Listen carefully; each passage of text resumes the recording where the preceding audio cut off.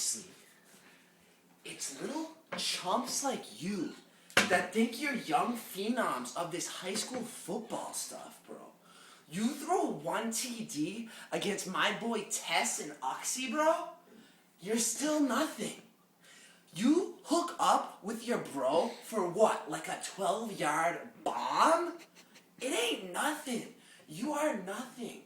This is what I do, bro. I live for this. This is my swell station. I got my vitamins, I got my veggies, and I got my protein. But most importantly, right here, bro, the 100% whey protein for your boy at Rover.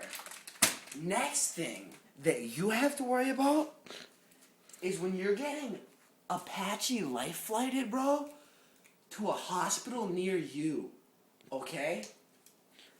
Now, don't make me have my bruiser bro roll up on his Harley.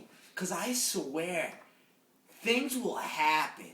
Come at us. Oh, one more thing. If you ever need an attitude adjustment, just come at us.